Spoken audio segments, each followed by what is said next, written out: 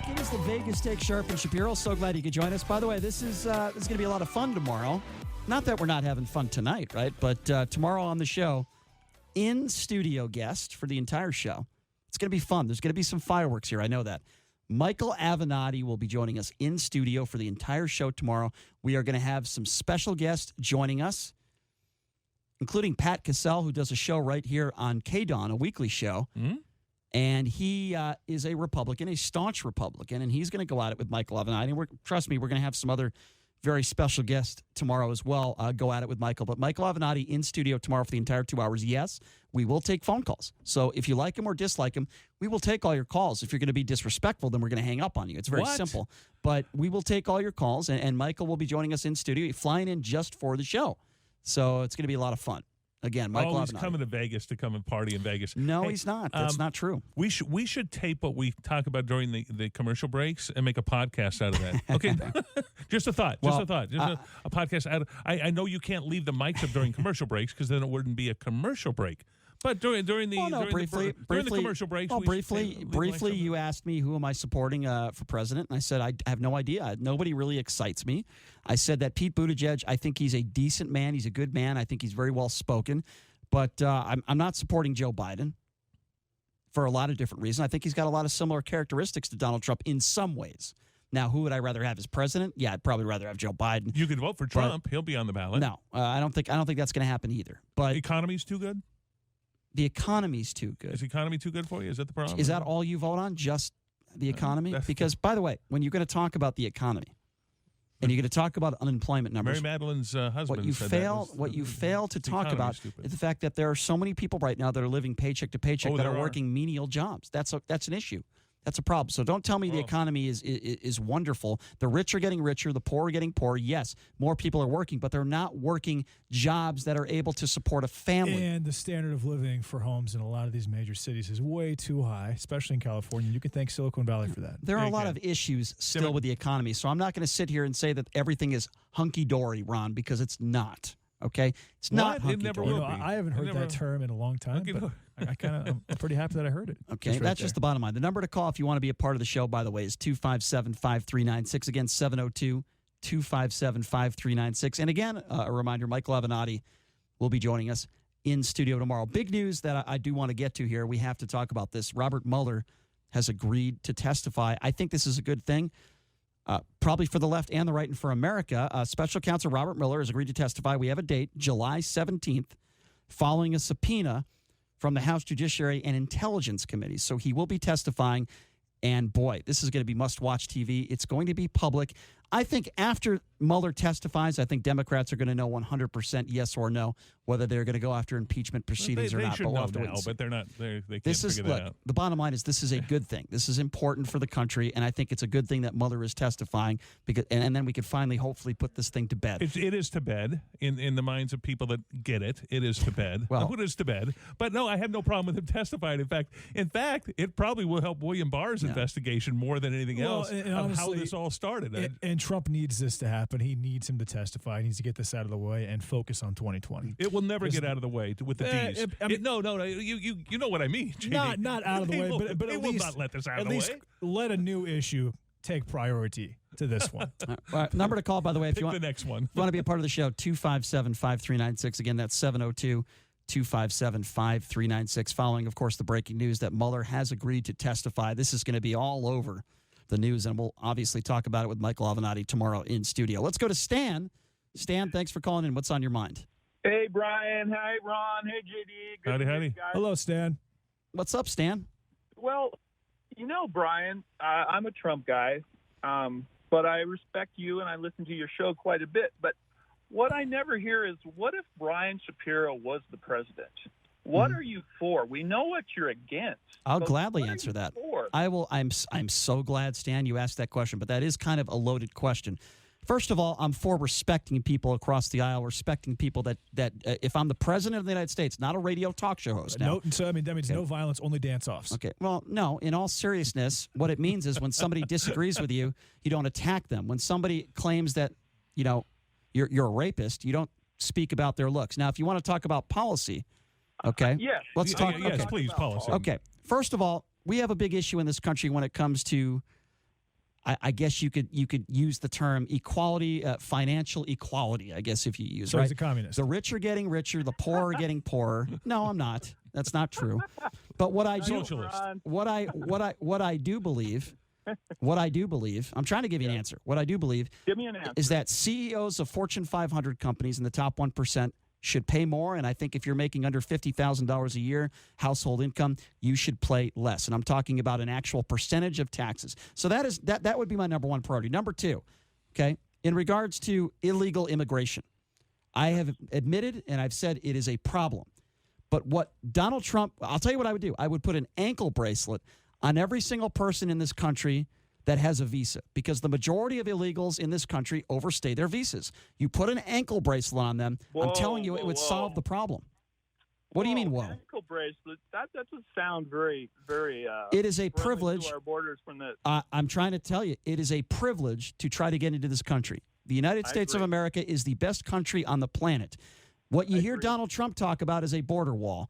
While that might solve a portion of the problem, it won't solve a majority of the problem. I say it again. The majority of illegals in this country are the ones that overstay their visas. Let's address that problem first. Which is still a pretty big deal. Again, they have 180 days to get their visa after it's okay. done. Well, they choose not to over 6 months. That is the second thing that I would do. I would not demonize illegals. I would not make statements like these people crossing the border, they're bad people, they're rapists, and I suppose some of them are good people. I would not speak that language, and I would not talk that way. If you were the president, you were accused of sexual assault, how would you handle that? If the woman was lying, assuming it that's was a big assumption. 100% untrue. First of all, I'll tell you what I wouldn't do. I wouldn't go after her looks and say she's not my type. Okay. I would. Okay, yeah, you're laughing, and it is so ridiculous. I don't blame you for laughing, Stan. Okay, I wouldn't. Here's the way I would handle that. First of all, I would countersue her for defamation. Okay, and I would say she's a liar, and I am going to go after her, and I'm going to get my attorneys on her for lying. Okay, say a girl accused you of sexual assault when you were 17 years old, which is 22 years ago, and in high school. I'd handle it the exact same way. Absolutely zero proof whatsoever. I would handle it the exact same way. I'm taking you to court. You are a liar. I'm going to go after you for defamation. I'm going to get every dollar I can from you, and I'm going to donate it all to charity to help the real victims of sex crimes. That's the way I would handle it. What if there aren't punitive damages in your state? Well, if there aren't punitive damages in your state, which is ridiculous because there's not one state that doesn't have punitive damages. Nebraska does not have punitive damages. So if somebody claims that, really? I didn't even know that. That's wow. Wow. Everybody maybe Donald Trump should move to Nebraska then. Nebraska women aren't his type. Stan, there's a lot of things I would do. Let me give you a few more. Stan, because it's a loaded question. I want to hire you as my rabbi. I don't think Stan. Make it quick. Stan, Yes. make it quick. Wow, don't be so pushy, Stan. Stan, you are great. I don't think minimum wage should be $15 an hour. I also don't think it should be $7.70 or whatever it is. I think there has to be some middle ground there. In regards to the big, large companies, we're not talking about small companies. We're talking about the fast food chains and Walmart. You cannot pay an employee under $10 an hour. Okay, minimum should be $10 an hour. Not making it $15 an hour, but for God's sakes, pay somebody $10 an hour. Okay, get away with the tax loopholes in this country. So there's a lot more things I would bring up, Stan. But those are some of the major things that I think are important. Here, I got one more comment before we go, and I'm being really respectful. I think I'd actually vote for you, Brian, on some of this stuff. Well, geez, I'll take that as a compliment. Thank you, Stan. But I was thinking, now, what does Brian have in his past as far as old girlfriend, say, or that's a bizarre thing to say. That he's not really, really proud of? I was engaged. Once in my life. Well, I want to play a round of golf with you sometime, too, but it would be fun. I'm a golfer, too. I think it'd be fun. Here's something I wouldn't do, Stan. I'm so glad you brought that up, because I'll tell you one thing I wouldn't do. I wouldn't criticize the last president for all the golf that he played, and I wouldn't play 4 times more golf than the last president if I was elected president. Guess what? That's what Trump did. I kind of agree. I really agree with what Ron said. We're talking about two separate things here. Taking care of our country is a business. And if you want the business done, you need a businessman to do it. Yeah, he's got terrible bedside manner. Nice job, Ron. But on the business side, I want some business taken care of. So you mean like business? Wait. We've got so many problems in our own country here. Mm-hmm. We've got a ton of homeless people right here in Las Vegas. I'm just going to meet with a gal that she's getting ready to be homeless. She's got a baby that's under a year old, and she's not sure what her future is, and I feel really, really bad about it. Stan, I got a question for you. You mentioned business. You mean when Trump reported losses of $46.1 million and all the losses? You mean that kind of business? That kind of business, man? Oh, okay. All right. Say hypothetically you were married, and you had a wife at home, and she had a 4-month-old baby. Would you find a attractive stripper and have sex with her? Yeah, Stan, that's a very valid point, JD. I'm so glad you brought that up. See, my co-host helping me out here. We're not talking business. We're talking about your personal. So you're okay with that? You're okay with a scumbag? I'm not okay with. I'm with Ron on it. He has a terrible bedside manner, and I couldn't think of. So let me ask you a question. Is that what you said about Bill Clinton?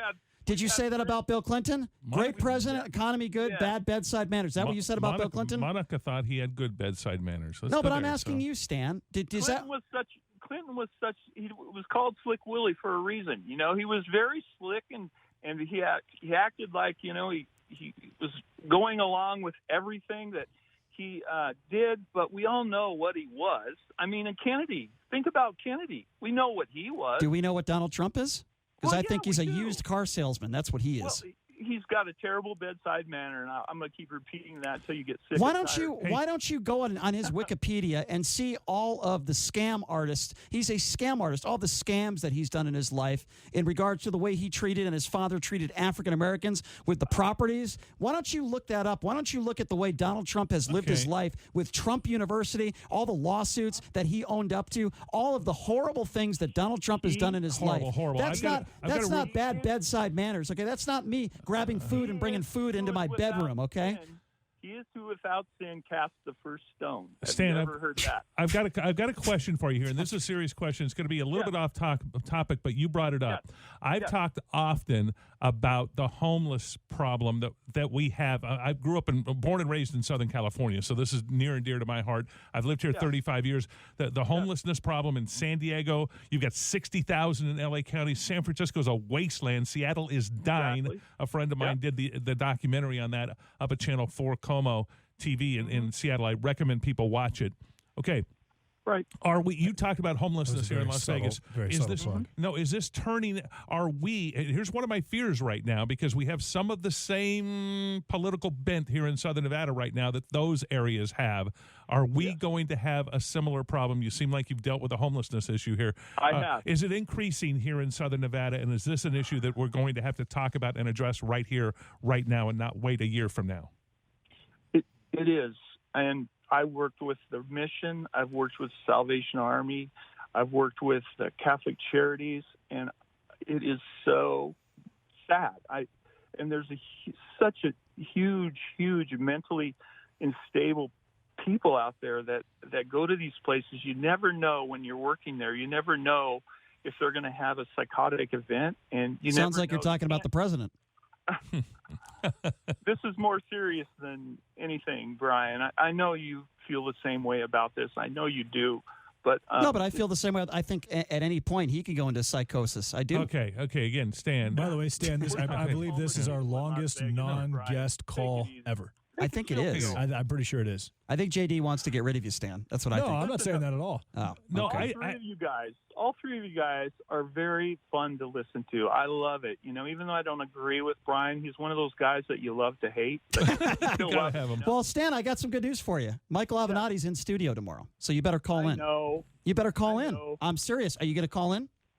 I don't know. Only if you challenge me to call in. I dare you. Don't be a wussy. If you don't call in, you're a wussy. No, I'm challenging. This is a triple dog dare. Stick your tongue on a frozen pole. Stan, if you don't call in, I'm going to call you Stan the wussy every time you do call in after that. So there you go. I'm challenging you. Call in. By the way, I do want to, Stan, listen, I got to let you go, but I do want to give a couple stories about that. So listen, guys, this is really funny. You're going to appreciate this. So it started with Chachi, right, in regards to Michael Avenatti. So Scott Baio challenged Michael Avenatti, and Michael Avenatti challenged him back and said, hey, Chachi, why don't you come on the Vegas take with me and debate me? So what do you think Scott Baio said? Yes. No. He said no because he's a coward. What's the Vegas? He should know what the Vegas take is. Kavanaugh's attorney, what's his name, JD? I'm sorry. His name is Mike Davis. Mike Davis went after Avenatti. Avenatti said, why don't you come on the Vegas take? And I said it too because we had a bunch of people that were going to donate up to $50,000 to charity. What do you think Davis said? He ignored it. Not going to come on. Why should he? Kavanaugh's on the Supreme Court. He's got Avenatti's in the rearview mirror. I'll tell you why. Avenatti created fraud and tried to get him off the Supreme Court. You asked me a question. From being on the Supreme Court. You asked me a question. I'm going to give you an answer. When you go after somebody on social media and they challenge you to a debate, and all you do is attack them on social media, but you refuse to debate them on the air, TV, radio, you are a coward. Now I'm going to continue. Today, Kavanaugh's attorney is a coward. Absolutely. Okay. Absolutely. All right. Ben Shapiro, who I think is an extremely intelligent person and a good debater, even though I disagree with him on a lot of issues, he decided to go after Michael Avenatti today, okay, in regards to the case of a paraplegic that the paraplegic is claiming that Avenatti didn't pay him. Avenatti is claiming that he did pay him, and he also paid for his medical fees, and that's so it's an ongoing. Courts will decide that one. Exactly. Hopefully accurately. Thank you. And I agree. Hopefully accurately. We agree on that. Let the courts figure out what happened. So Ben Shapiro decides to attack him just like Meghan McCain did today. And Avenatti says to Ben Shapiro, why don't you debate me on the Vegas take? Since you like to attack me on social media, what do you think we heard from Ben Shapiro? Crickets. And I say, and people say, well, why would you want to debate Michael Avenatti on your show? Well, then why is he attacking him on social media? Why can't he spend 15 minutes on our show where he can spend hours and hours going out of his way? I'll tell you why. Because I think Ben Shapiro is a greedy, you know what? Oh, I think I think people are actually scared to debate Michael Avenatti is a smart guy. He's really bright. He's very, very good debater. Really say what you want about him. It goes on. He's quick-witted. Meghan McCain went after him today. And, of course, she's not going to debate him. She does a show on The View, and she's a Nimrod. Okay? The list goes on and on. Her dad was a war hero. Yeah. Well, that has nothing to do with her. A daughter of a war hero, Brian. Nothing to do with that's her. Horrible. Okay. You're trying to be facetious. Okay, let me say this, and the Stan brought this up, and let me mark this date right here, right now, because I'm seeing it anecdotally as I drive around Las Vegas. I'll go downtown, go by the F Street underpass in different areas, and I see the numbers of homeless increasing in Las Vegas, increasing disproportionately, exponentially, whatever the number is that you want to throw out there. It's increasing horribly here in Las Vegas, and it's a problem, and it is going to spread from those other cities here that we see on the West Coast, in the Southwest in particular. If we don't address this, and to me, it's a very serious issue, an issue that needs to be addressed, and it's not even. And what do you really think we should do? Not even really being talked about. And what should we do? First of all, you don't allow it. You don't stand for it. You cannot let people just do that. Whether it's incarcerate them at some point, get them the mental health that they need would be the best answer. To get them the mental health when you that they drive need, down but any major street in Las Vegas, you're going to have at least two people, unless it's 115 degrees, approach your car and ask you for money. Yeah. On any major street in Las Vegas. Well, Ron does that from time to time. The thing is, if we really want the Super Bowl, that has to be cleaned up. Otherwise, we won't get it. Well, yeah, I don't think. you make a look, good we have point a homeless issue here, but I think it's far worse in many other areas. It is Skid worse. Row is the most terrifying place I've ever seen in my entire life. We're on our way. It's basically Iraq. Yeah. That place is terrifying. If we don't address it now, and the politicians in those areas do not have the answers. They do not have the answers. And how much money would that cost to clean up Skid Row? $1 billion, $500 million, $200 million? Well, they'd be right back on the street somewhere else. Who says? You could create a shelter just like we're asking for a shelter for all these kids Ron on the border. A lot of the exact same thing for them. A lot of the issues with homeless is addiction, mental illness. That needs to be addressed. Addiction is in there. If you put somebody in a nice shelter, eventually they're going to be back out on the streets unless you get them the help that they need. One of the things about Las Vegas is if you have 3 vices, you will not make it in this city. If you have a liquor vice and a drug vice and a gambling vice, I got one of them, I've done okay, and a sexually oriented vice, you will not make it. I've got city. 2 of them now. I think a lot of people right now that are homeless are those who have had those addictions and they haven't been able to handle what Las Vegas can offer you. Yeah. Well, I mean, look, mental illness is a huge issue. I think when you talk about gun violence, I think mental illness is a huge issue there. Look, I remember, I used to go to a lot of the 51s games, Ron, and as you did at downtown. And when you drive to, used to drive to those games, you see a lot of homeless down there, downtown. And it's rough. It's brutal. I mean, here you are, you're driving, just going to a baseball game with your friends or family, and you see people living in tents down there. It's very, very difficult to watch. It's difficult to see. Unfortunately, in many of those circumstances, not all of them, it's the poor decisions in life that those people have made that have put themselves in those situations. How do we get them out of those situations? Well, they need to get help. If you throw some money at somebody or you give them a shelter, eventually they're going to be right back on the streets. And that does not fix the problem. Right. LA tried that. It does not fix the problem. No, it doesn't. It's not a housing issue. That's my point. It is a drug issue. Substance abuse. And where are a lot of those drugs coming from? Where are they finding them? Yeah, stop the source. The border. Oh, well, that's... I don't think that's the reason why we have a homeless issue. Ron, I have a question. How many homeless in Las Vegas do you think are former military? 50%? You think that high? 30%? I don't think it's that high. Okay, so knowing what you know about Trump's recent attempts to make life much better for veterans, how will that change?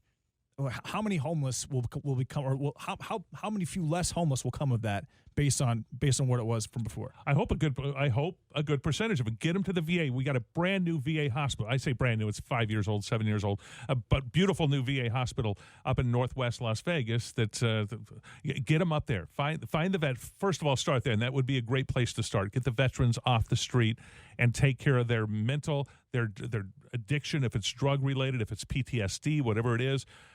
Now, family is one of the best ways to do it. The churches, the 3 C's. I'm going to go to the 3 C's here. Community, churches, and charities are 3 of the great ways to be able to help solve just about any problem you've got. You can solve it with communities, with churches, and with charities. Mm-hmm. Short of that, if that falls short, let's get government involved to be able to help get these people off the street and take care of it. I'm telling you, right here, right now, on this date, it's market. What is today? It's the 24th, 25th, or whatever. It's going to become an increasingly dangerous issue here in Las Vegas, and a horrible issue for these people involved that are homeless on the streets of Las Vegas. I run the fear of this city becoming more and more like L.A., San Diego, San Francisco, Seattle, Portland, which because of inaction by the politicians in those states, they've got a horrific homeless problem that could spread here. And there's my rant for the day. Then Stan brought it up. It's been on my mind for a while. Very good rant. It's been on my mind for a while, and Stan, thank you for bringing it up. And it's an issue that we need to address in this city and make it happen. We have money in this city, by the way, with the casinos. They don't want a homeless problem. Okay, let's look at their vested interest. They don't want a homeless problem downtown. Who wants to go to a casino, we gotta go. Stay for a couple of days, and be harassed by a homeless person? Listen, here's what I'm going to do. I'm going to let Ron sit in that chair, and I'm going to let him continue during Ken Thompson's show. I'm sure Ken will give you the first hour of his show. He's a very charitable guy. He's a nice guy. He'll do that. He'll let you talk for an hour, so it's fine. I want the Yahtzee Hall of Fame, man, to call me. I so want the Yahtzee Hall of Fame to call me. Ron Futrell, professional Yahtzee player. No, Ron, always a pleasure, man. Always appreciate it when you come in, man. It's always a good debate, and you're right. This is a very serious issue. We all want it to be fixed sooner than later. Okay, guys, tomorrow on the show, Michael Avenatti in studio. We will be taking your calls as well. I tell you, it's going to be an explosive 2 hours of radio. We're going to have some fun tomorrow with Michael Avenatti. And if you missed any of our interviews today with Gloria Allred or Chris Moneymaker, check us out on Twitter at The Vegas Take. And the legend himself, Ken Thompson, will be joining in next, folks. So stay tuned for that. Thanks for joining us. See you tomorrow on The Vegas Take on the all-new 101.5 FM, 720 AM KDWN.